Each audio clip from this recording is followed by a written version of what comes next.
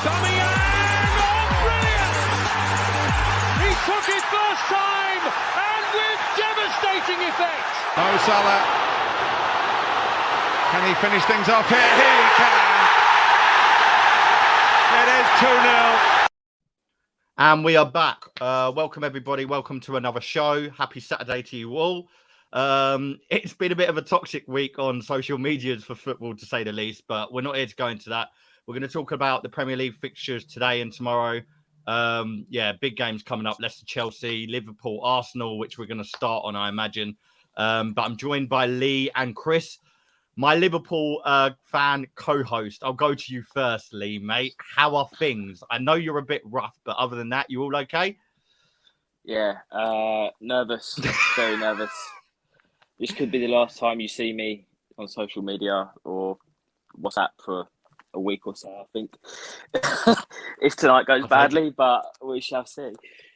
Yeah, I'll take it. I mean, it's massive.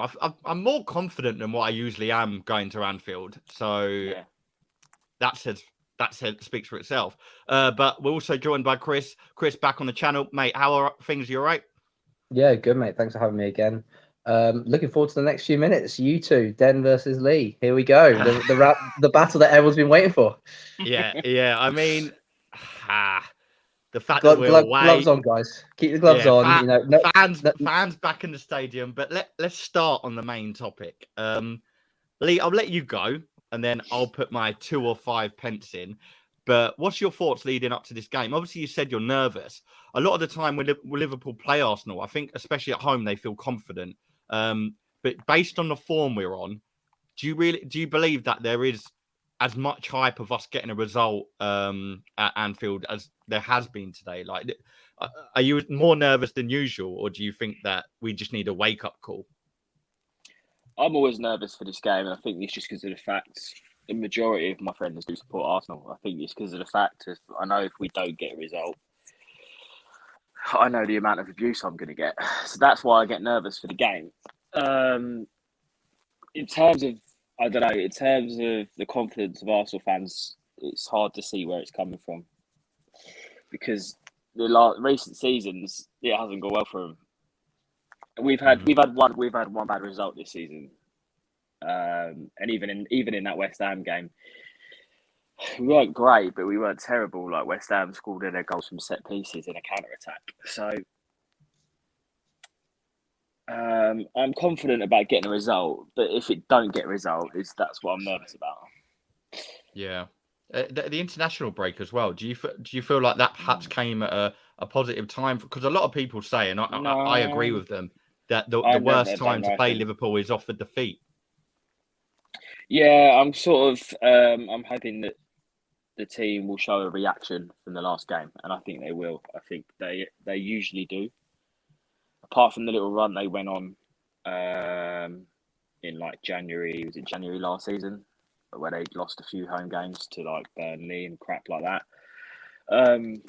Usually there is a reaction to a bad performance, so I'm hoping that is going to come. And usually when Arsenal do come to Anfield, a lot of the time they're a bit like a rabbit caught in the headlights kind of thing. They slow out the blocks and Liverpool blow them away. I don't think that will happen this time. I think it'll be a lot tighter game. I think it'll be an exciting game. There's usually always goals in these games, so it's just which way the goals going to go is a bit different this time. I think. Yeah. Like last time, I remember last season, I actually watched it with you. I think we were around your cousin Johnny's, and it was probably the worst game of the season for an Arsenal fan because we just had absolutely no intention in it whatsoever. I think Trent had a masterclass, and I think it was around the time when Southgate was sort of hit and miss on whether he was going to sort of take him into the Euros. But I'm confident. I think there has been a bit of overreaction. You know, I think some Arsenal fans are a bit OTT. Obviously, I've seen some sort of like combined teams this week and stuff. I think we really need a bit of a reality check. Like we're there, but we're not quite the full way up the mountain. I think Liverpool are an experienced team. We're a young side. So it's going to be difficult for the likes of Tomiyasu, obviously Tavares if he plays or if Tierney comes back in. Either or, they've both got big jobs. Seems like Mane's fit. So I think Tomiyasu's going to perhaps struggle today. If he has a good game, I think that's where I was on a show the other night, and someone said that. I think if Tomiyasu has a good game, that would be dependent on how we play out, because Mane seems to really turn up against us. And when you've got Mane and Salah, Firmino's out as well, isn't he?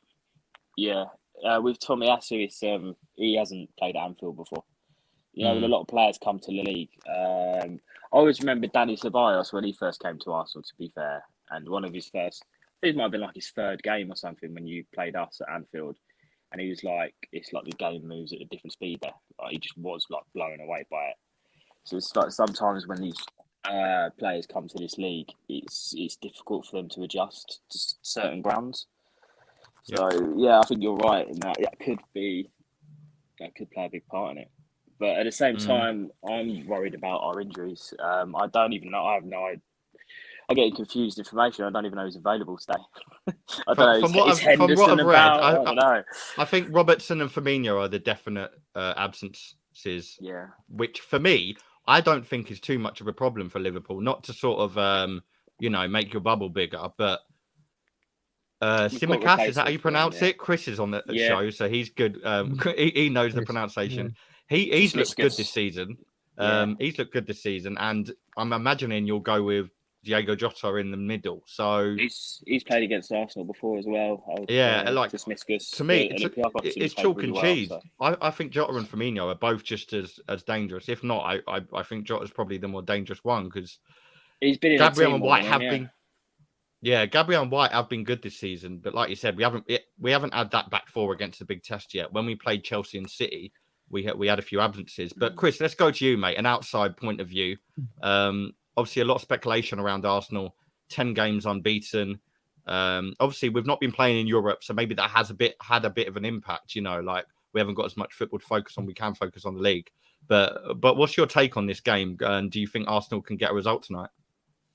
I think you need to look away with sort of where the two teams are at the moment. I think if Arsenal turn up and Arsenal play their game and Arsenal perform the way they've been performing recently, then they've got a chance of, getting a result.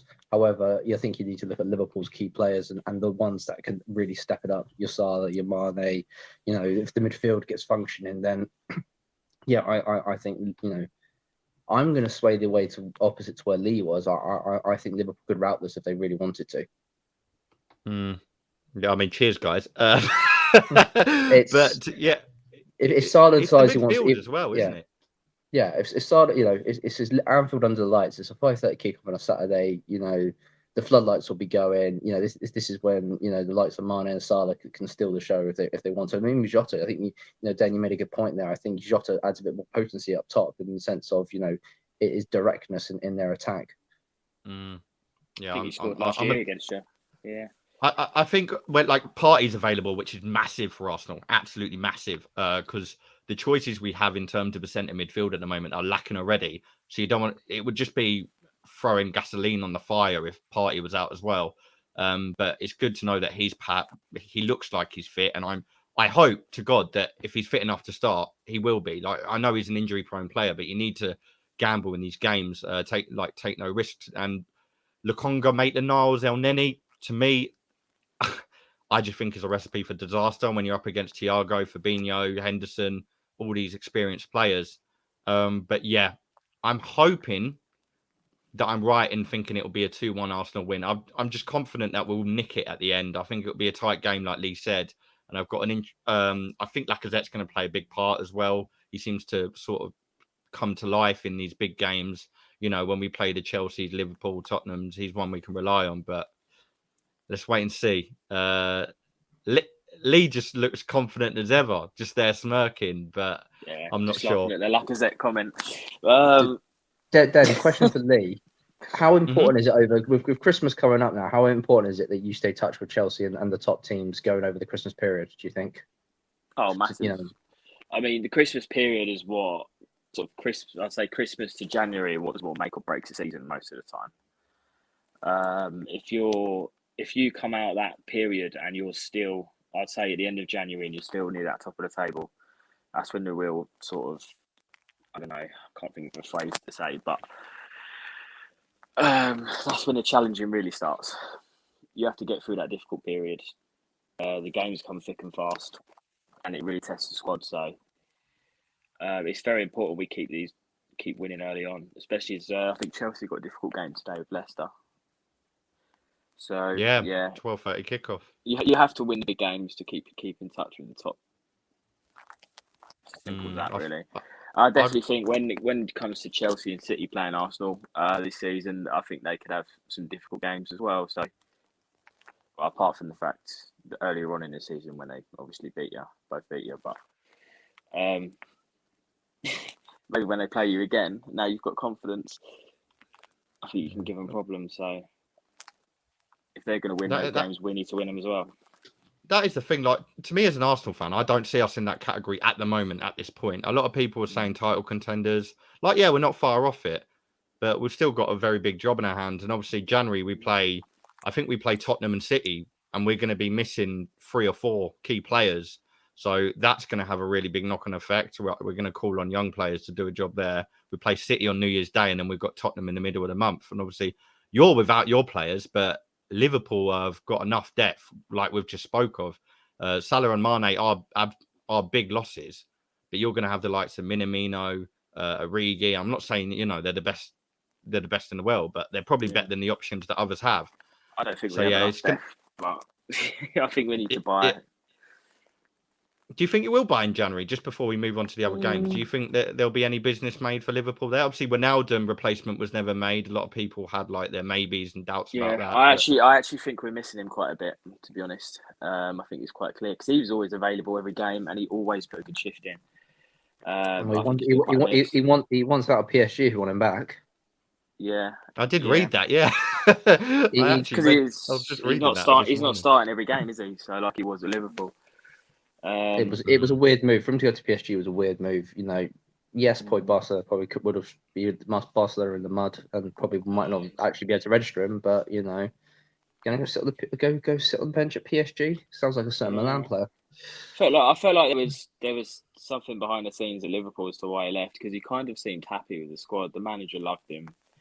I don't know. It was a very strange why he didn't sign a new contract, I thought.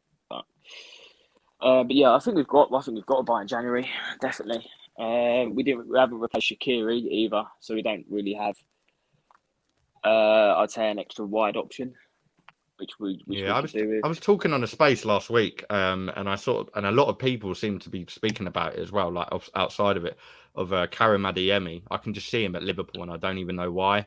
But I think if he came to you, I'm not sure how much. Chris, I imagine you'll sort of know of him vaguely, but I think if he comes to you, it's game over. But yeah, out on the wing, there's a lot of sort of, I'm not going to say deadwood because I think that's disrespect to them, but there are players still there that you'd expect to have gone as well. Origi probably being one of them. Oh, people like Shea Ojo.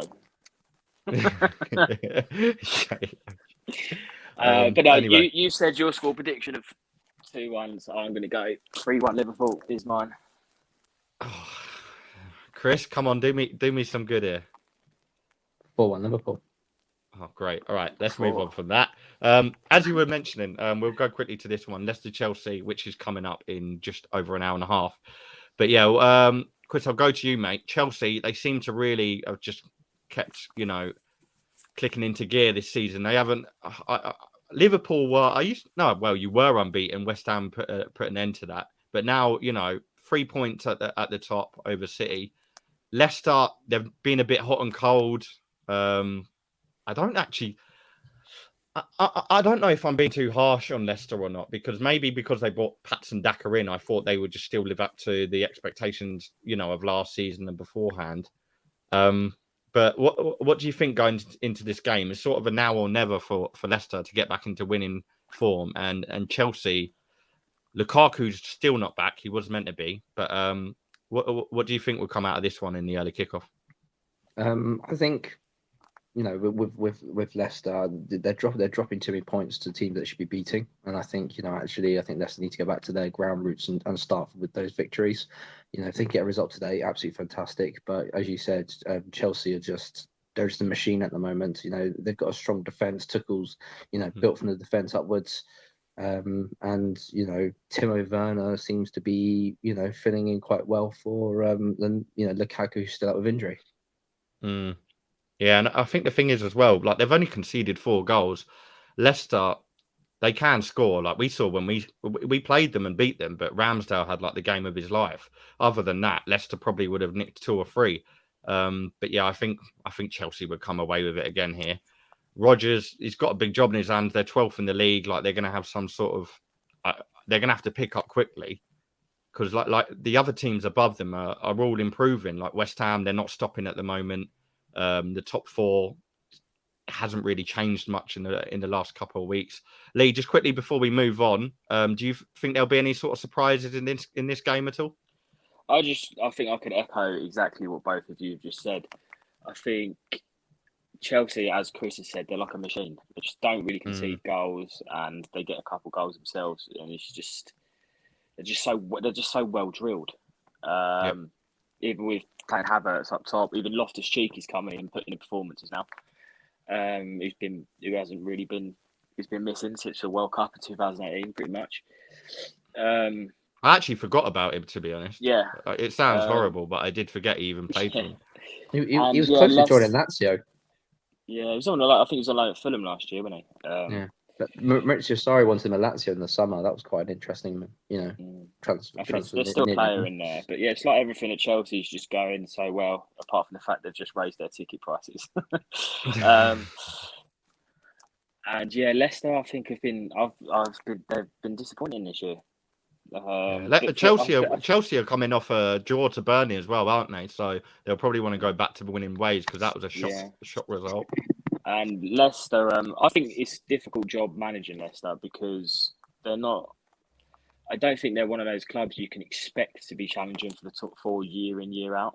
I think it's if you're managing to do that with Leicester, I think you're doing a fantastic job. So they're not your stereotypical big club. They don't put the same investments in as I'd say the stereotypical big 6. So they're not doing as well as they should be. I think they were like down 12 or wherever they are. They should be doing better, but yeah, I don't think Rodgers is under any. He's still doing a good job. Yeah, I agree. I hope Rodgers stays there for the foreseeable future because every time there's a job move, his name's the first one brought in. He's linked to him everywhere. Yeah, he is. He literally is. Man United, Tottenham. I don't think there's a club that have lost a manager and I've not seen. Brendan Rodgers. Yeah. No, he's got to stay there. Even when they have these dips, I've got pretty much faith in them to rise back up. Before we go into the Villa game, and also look at so I was gonna say look at the infrastructure that Leicester are building as well. Like they've got the new training grounds, they've got the stadium. Was it the stadium expansion now sorted? I think they got they're trying to build themselves to be a big even bigger than they are now. And I think Brendan might would want to stay and be behind that ship. Yeah, definitely. Yeah, keep it going. Before we go into the Villa game, Chris, you weren't on our last show, so I'm going to go to you because we spoke about it last week. What did you make of Gerrard's appointment at Villa and his? Was you shocked at the fact that he actually wanted to move away from the success at Rangers? Because obviously he did fantastic things there. Do you think this was the right time for him to perhaps take the next step? Oh, 100%. And I think Villa, they've got they got the backing of their owners. They're trying to staple themselves in the Premier League and build something there. And it's an exciting project for Gerrard actually. What he's achieved at Rangers was fantastic. I think everyone's like always giving up European football. It's been the Premier League. He gets to go toe to toe with Klopp, Pep, Conte, Tuchel. This is where you want to try test yourself as a manager and actually see what you can do. Yeah, great point. But going into the game, Villa Brighton, I would hate for this to be. If I was a manager, I'd hate for this to be my first game because Brighton are they're either on the ball or you can see them come out, and get a disappointing result. But Kingham, I'll go to you, being the Liverpool fan. Are you thinking that obviously there's talks that this success in this role will take him onto the Liverpool job, like we mentioned last week? Do you think this will be a comfortable 3 points in his first game? I don't want to hear any comments about Gerrard and the Liverpool job, to be honest.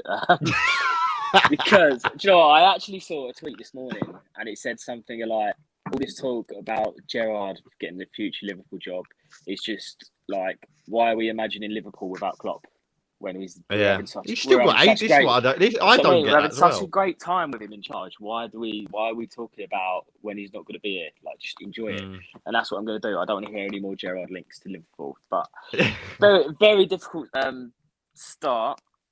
Very difficult start. I'm loving Brighton this year. I think I'm very impressed. I feel like last year they were a little bit unlucky. Like they couldn't really convert their chances into goals. They were getting they were hitting posts, bars, just getting very unlucky. They just need the right number 9, don't they? This year it's the opposite. Yeah, they're playing good football. They're getting good results. Yeah, it's a very difficult game, and because Villa will have the new manager effect, I think it's a tough one to call. But I'm edging towards Brighton. Yeah, I'm edging towards Brighton a little bit. I've said draw. I don't think he's gonna have the sort of day that Villa fans would be. I mean, the roof would be rocking. Obviously, like I thought it was. We're gonna go on to Dean Smith, but I thought it was unfair of them to get rid of him, not because he wasn't like doing badly, but I just thought the pressure was too high from when Grealish left. Like there was always going to be a dip once Grealish left, and 3 players.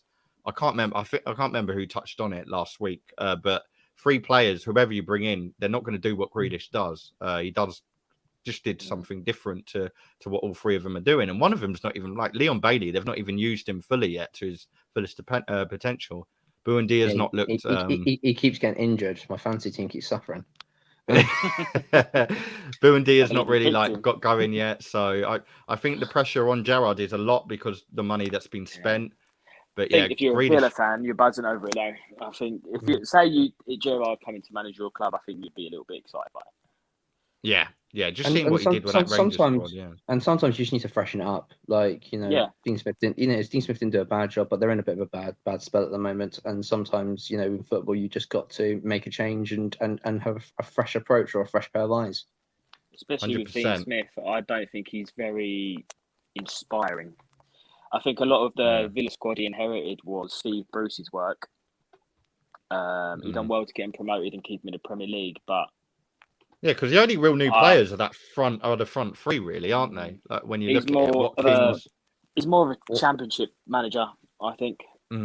Watch Norwich survive, and Lee has to eat his words. Right. Yeah, right. We'll go on to that. Dean Smith. It's like I've read your promo then. No. To be fair, I've actually just clicked on it. I've skipped about 4 games, but while we're touching on Dean Smith's interview, he stated that the job is not a risk, and he's confident he can keep them up. I mean, to me, this seems like mission impossible. There was links to Lampard, which I think at the very last minute sort of fell down the tunnel.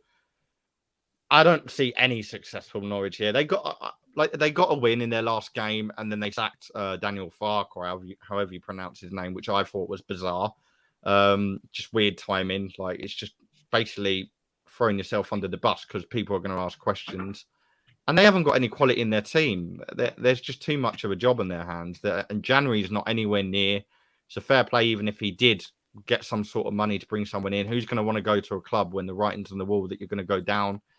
But yeah, Chris, going to you, and then I'll go to Lee, who's just had nice, kind words about Dean Smith himself. But what do you make of those comments? And do you think perhaps Smith just wants to stay in football? What do you think of him taking this job on? I think it's a win-win for Norwich, to be honest. If Dean Smith is the one that survives, they survive, and if they do go down, then they've got an established Championship manager that can bring them straight back up. I think they've got the best of both worlds. They're sorted. They've got each scenario a path there, paved already for what they can do. Yeah, 100%. And Lee, obviously, you said that you don't think Smith was, let's say, an exciting developer, but do you think Norwich are history now? Do you think there is any chance of Smith acting to his words and perhaps keeping them in this league? There's always a chance. I mean, we're still early in the season. Anything could happen. Yeah. How many times have we seen a great escape in the past? You like some West Brom with Brian Robson, or I don't know, West Ham have done a great escape. Fulham have done a great escape before.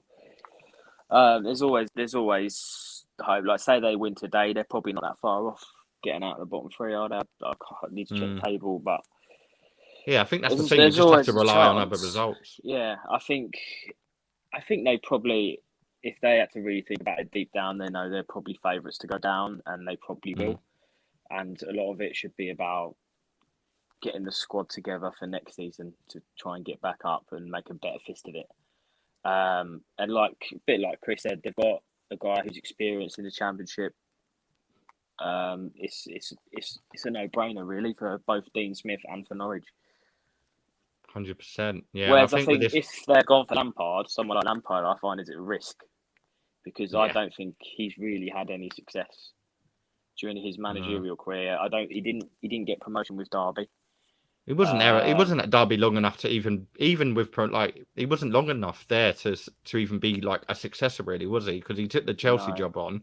I don't feel like he completed the job there. He took them to, didn't he take them to Carabao Cup semis or quarters or something, if I'm right? I think he kind of like weathered the storm with Chelsea and the fact he was in charge when they had their transfer ban. But you can see the difference between when they've got Tuchel now and then under it. Yeah. The difference is massive between being a great manager and pretty average, to be honest. I agree. I think Smith's definitely the better choice. Yeah. I think Lampard will get there eventually, but he just needs to have, he needs to basically do a similar path what Gerrard's doing. Like, touching it quickly, personally, I don't think Liverpool should be the next stepping stone for Gerrard. And I know you don't want to talk about it, but I think I think Lampard needs a bit more time. Just do the circuit.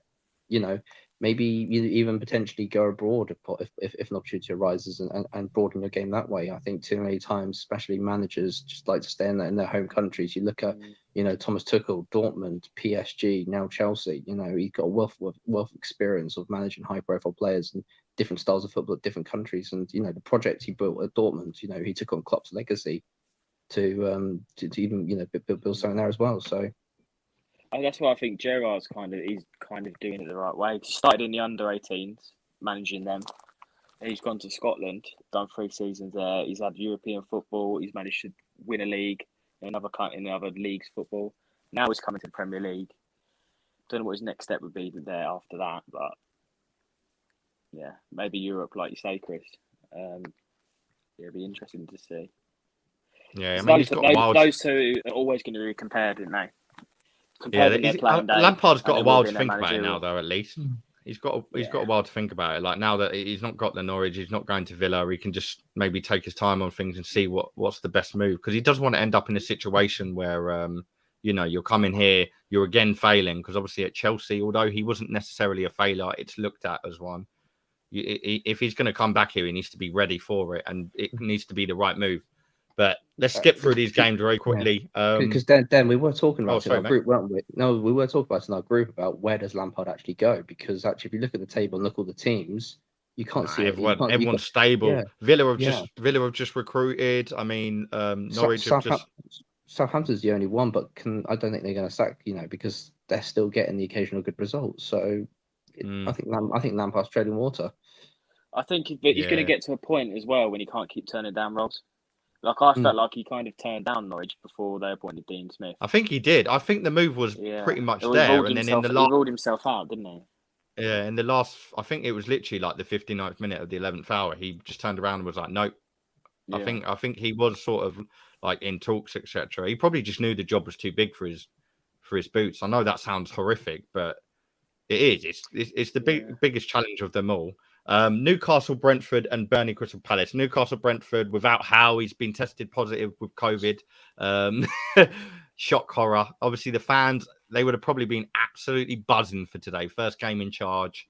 But I've got a feeling this might be a win for them. I just feel like Brentford, I'm not going to say they've gone off the boil, but I feel like they're tricky. And Newcastle have a good, I think the only thing I wouldn't just discredit is their forward play. I like, the likes of Saint Maximime. And I believe it's going to be 2-1 to Newcastle, but I'll just get predictions. I don't want to go too much into it because there's still United game and Sunday's game to go into. Chris, what's your prediction for this one quickly, mate? 2-1 Brentford.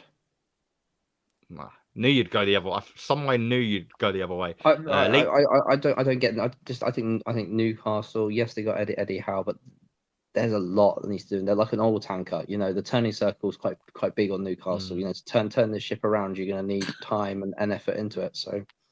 Yeah, he looks like he's doing good things on the training ground, though, doesn't he? Like I was watching clips of him, and I've already seen more potential in him than what I saw in. Not that it was hard, than what I saw in the previous, like in the last 2 years. But Lee, what's your predictions for this one?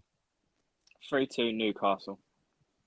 No, that'd be an interesting game. I tell you what, if Howe's not in the tunnel and they get that sort of game, then fair play.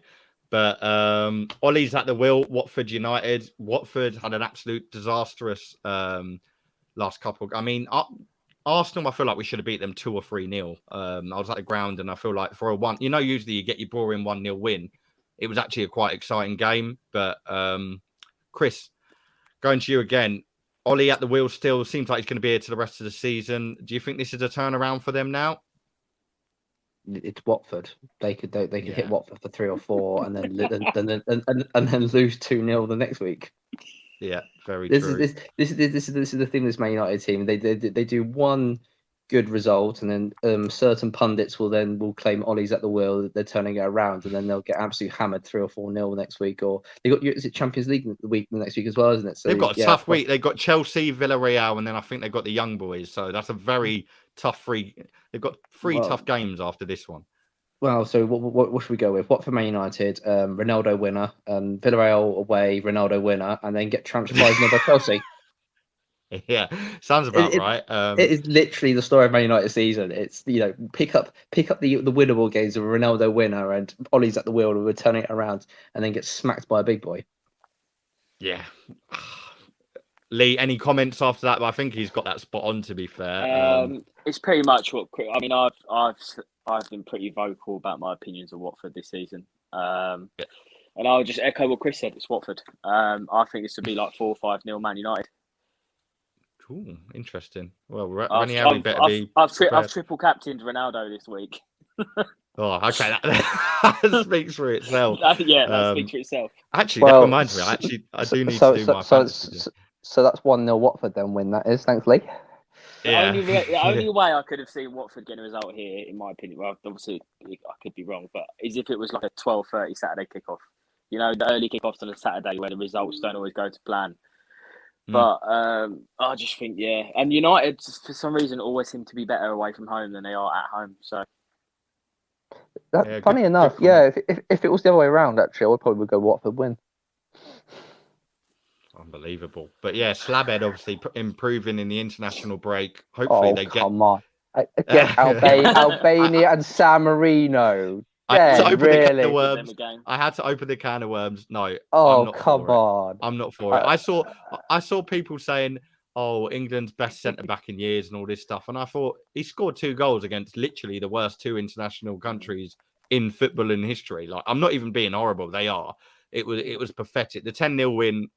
I thought they should have just walked off the field at half time, take the 3-0 defeat and just own it. But yeah, for me, Maguire, he's a fraud. Roy Keane was 100% right in what he said post comments. Yeah, I mean, his celebration was embarrassing. Oh, about the embarrassing, yeah, definitely. Yeah. In terms of Maguire, though, like, we're not talking about the subject fully. He always does well for England. No matter who they're playing, he does do well. It's like a different player for United. I find him. I don't see what Okay, they play a different formation to United, but other than that, why are you doing one thing for one and one not the other? Like, because Ollie's in charge. Ollie's in charge of the other. Yeah, but Southgate gets the same sort of knocks. Do you get what I mean? Like, people say Southgate and Ollie is chalk and cheese, which I think is disrespectful. But they have Southgate hasn't got much more experience over Ollie and vice versa. So if it's a coaching thing, fair enough.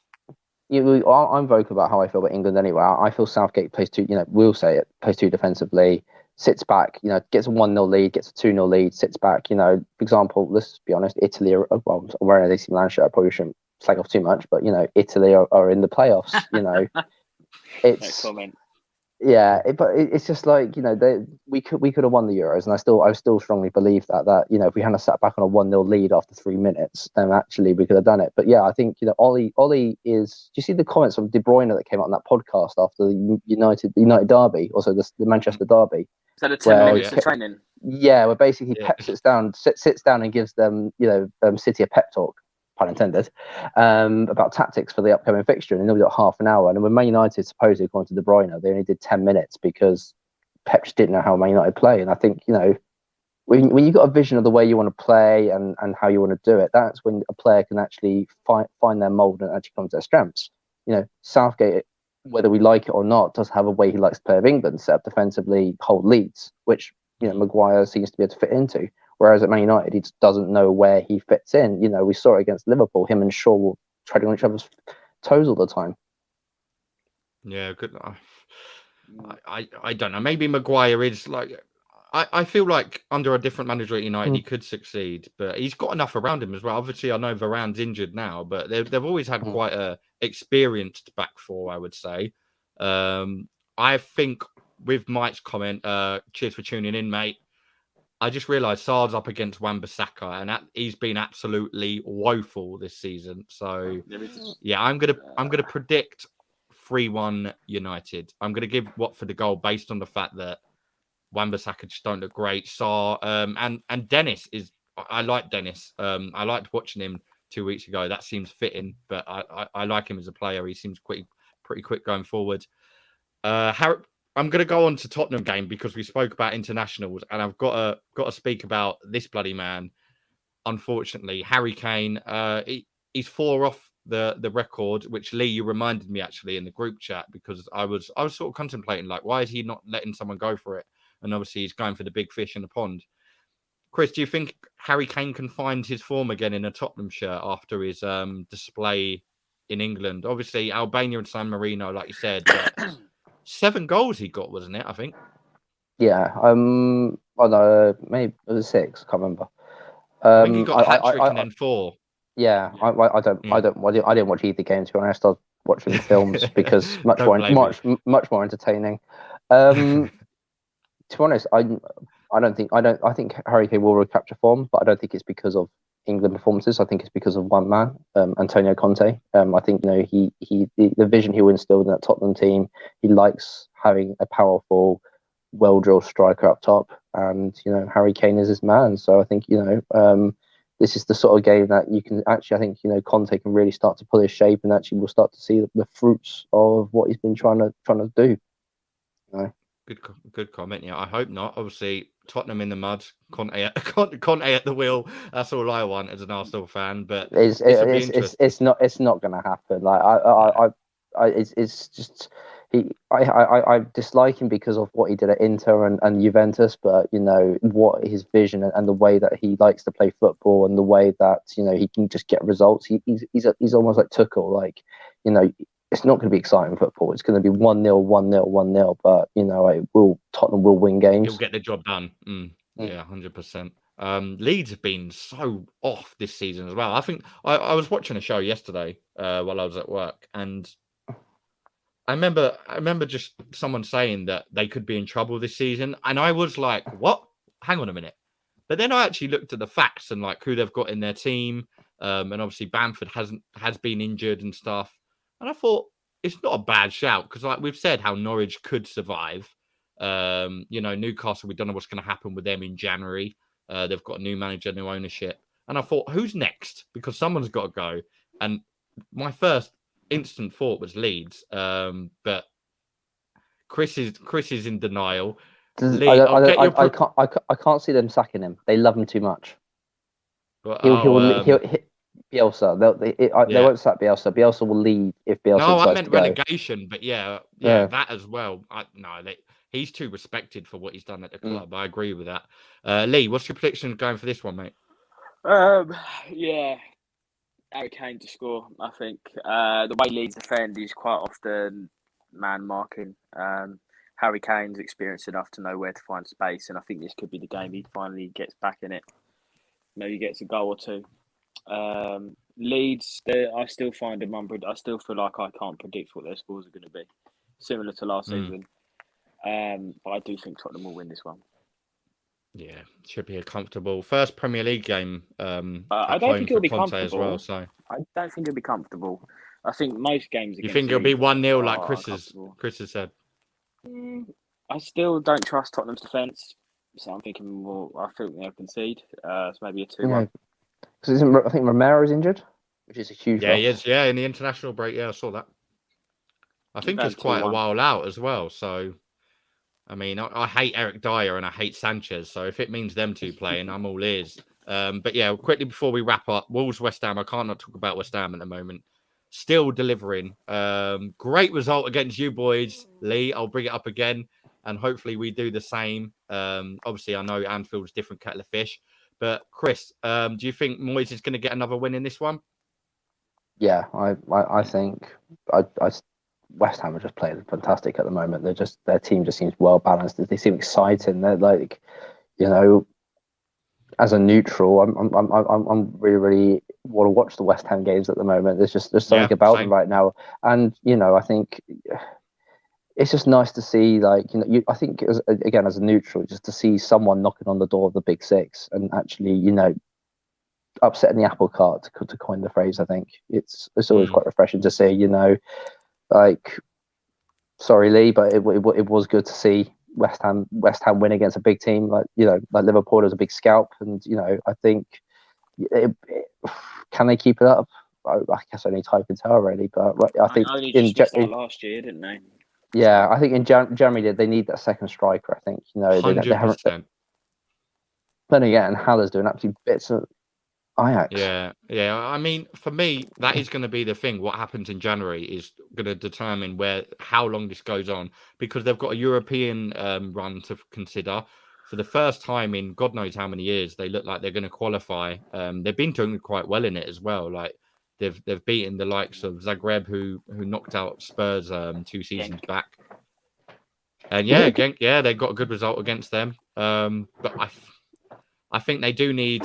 I think a second striker, and their problems are near enough solved, because the midfield, they've got a lot of options there who all seem to be performing. For Nows, Jared Bowen, everyone's doing their bit. And Declan Rice, I was watching Saturday Social this morning, and someone said he's been centre midfielder of the season.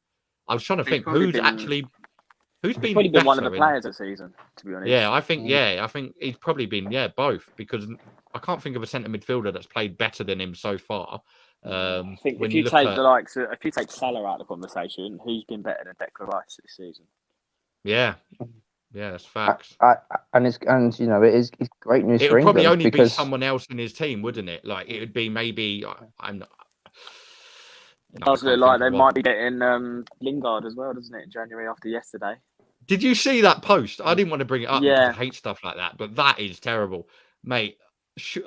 If that was one of us saying we're playing for a Sunday League 11, and we're putting something like that up, I'm just thinking, like, how much slander do you get in the dressing room? But yeah, I think the writing's on the wall with that. Like, you can't put stuff like that up and not expect consequences. I'd love to know if anything has been said between him and Ollie, because there's ways to treat the club. I think Man United are vocal everyone knows who's going to stick around in January, and I think I think Lingard's off. Was it Van der Beek is pretty much off in January? So if anyone needs a central midfielder, there is actually a really good one at Man United that doesn't play. Yeah, good comments. Man City, Everton. City will want to sort of close the gap on Chelsea. Everton, I'm not very optimistic about them this season, if I'm being completely honest. I feel like they started well, with considering the quality. They lack quality. DCL's been out. Townsend and Gray is not exactly speaking a lot of volumes. But Chris, what are you thinking? I'm thinking comfortable win, or do you think Everton can cause a stir? Oh, I'm thinking comfortable win for Man City. I think this is the sort of game that City grind out. But I think, in recent games, I think we are seeing that Man City do miss a number 9. They miss that focal point up top. De Bruyne is out as well, I think. I read that he's got COVID. Yeah. And I think, I think City could have had the league wrapped up by January or February if they actually had got Harry Kane. I think that's the scary thought. Yeah. Yeah, I agree with that because there's only 3 points between it now. So you think if they've got a number 9 in there, how many more goals have they scored? How many of those games where they've slipped? I think it was against Southampton, wasn't it? Where they they would have won that with a number 9 on the field. So yeah, I agree. I think January though, I don't know who they'll bring in. I still sit here and think who could they bring in because there isn't many like more players. There's nothing on the table for them at the moment. But they're not big January buyers. And I think, when we start doing pods around April, May time, we're going to be debating where is Haaland going, because Haaland is going to be the story of the summer. And I think Man City are probably near the front of the queue. Yeah, because he's got. Did his dad play for them? Am I right in that? Yeah. Yeah, I thought so. Yeah, I was close not to asking because I didn't want it to be Man United, but yeah, I thought it was City. Lee, echoing the thoughts, comfortable win. Absolutely not. I'm going to go against the grain on this one. I think it's going to be a Rafa Benitez masterclass. I think he's going to hold out a draw. I think, like you said, City missing a striker, no De Bruyne. City can be prone to the odd bad performance. And Rafa has always got a couple tricks up his sleeve in big games occasionally. So I think he could get a little draw out of this one. Yeah, well, I mean, we don't know what's going to happen in the next 2 hours, but if Chelsea manage to get a result, is Decore back? Do we know if he's back yet? No. I usually watch the press conference for fantasy team, so I can do my team on the Saturday morning. And from what I saw, he doesn't look like he's going to start because I had to put a midfielder in. And he's the thing is without him, they're lacking as well. Obviously. Yeah. I'm not going to mention the big name, the number 10, but he went. And yeah, like now they haven't got Decore, so you wonder who they got. Like Tom Davis isn't going to bring. He's going to bring magic to the table. Alan, I forgot he's. Yeah, I think you do miss. I think Everton are missing that creativity. Rodriguez as well. Yeah, they've lost 2. They've lost 2 actually. I forgot about him. You touch on Townsend as well. He's in the past. He's had he's a bit of a good luck charm against City. He's been. I think I always remember that. He was, wasn't he? I think he scored against them every season. It was like goal of the season, I think. So yeah, I don't know. I fancy a bit of an upset in this one. Well, I'll tell you what. I think if there's going to be an upset, I wouldn't say this. I think City need to find like a really scoring I know you form would say Arsenal. I know you would. But yeah, no, I've said I honestly think the score for Arsenal would be 1-0. But I'll take 2-1 right now. I can't see the Liverpool defense really giving us enough chances. If we get one, it's going to be a late slippery slope due to probably an error on your front. Like against West Ham, you probably wouldn't have lost that if your defense had coped in ways we know they can. Your defense was a bit hot and cold, hit and miss. But yeah, and City, it was such an early goal to concede as well. You with 3 minutes on the clock, and you're at London Stadium, which fair play to West Ham. They've actually now turned London Stadium into quite a hostile, loud place to go. There was doubts whether they were going to get to replicate. By the way, cracking game to watch. I went straight from Emirates to the pub, and I was like, "Cool, this is brilliant." And then Zuma, this is proper football. Yeah. And when Zuma got that final one, I thought, yeah, let's go. But yeah, Liverpool, Arsenal. Those of you that have tuned in, make sure you smash the like button and subscribe if you haven't already. Let us know your thoughts in the comments and what you think the result's going to be. It's the big one at Anfield. Might like a poll up on the Instagram. See what people think. I think we follow a lot of Liverpool fans, just in case. I'm just backing myself now. I'm gonna have to double screen. I've got Liverpool, Arsenal, and then I've also got Lazio versus Juventus at the same time. That's a huge game. Brilliant. Is old Lucas still doing bits for Lazio? His legs are going, I think, a little bit now. He's still in around, but yeah. But that's huge because Juve are really in the mud at the moment. Yeah. Talks of just before we wrap up, talks of Poch wanting to be sacked at PSG as well, isn't there? That doesn't surprise me. Yeah, like if that happens, Poch to United next season, I would literally put wages on it. Because I think he will last this season, Ollie, but next season they'll probably want something new. Like you said about mixing it up with Dean Smith and Villa. I think United would probably want to do that if they don't succeed. But yeah, boys, have a good weekend. Thanks for jumping on as always. Pleasure, lads. And we shall see you soon. Cheers, boys. Cheers. Yeah.